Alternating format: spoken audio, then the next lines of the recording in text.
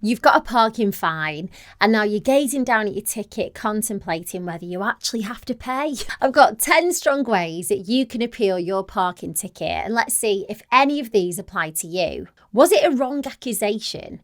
Do you believe that you didn't break any of the rules?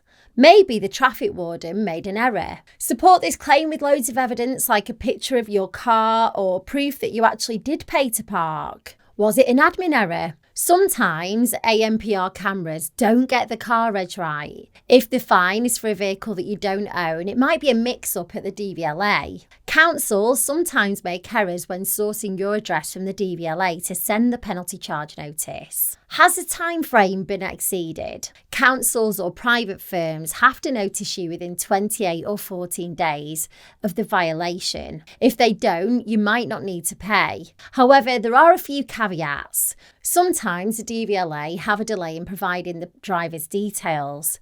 That wouldn't make for a strong appeal. It can also take longer if you were driving a hire car. Were you within the 10-minute grace period? There's now a bit of time allowance once your ticket has expired.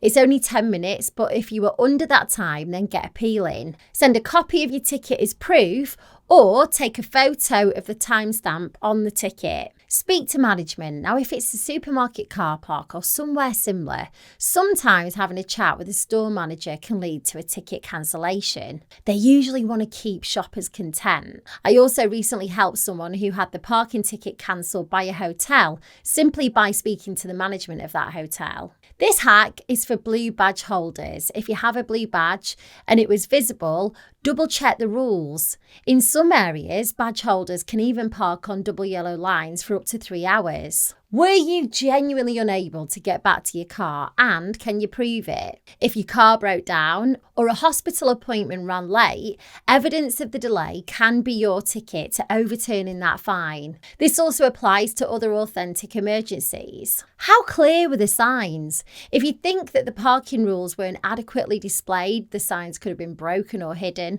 then go back, take photos of them and use that in your appeal. Were the parking machines out of order? While some car parks say not to park when the machines are down, if that warning wasn't visible, photos can support your case. Did you make a typo with your car registration?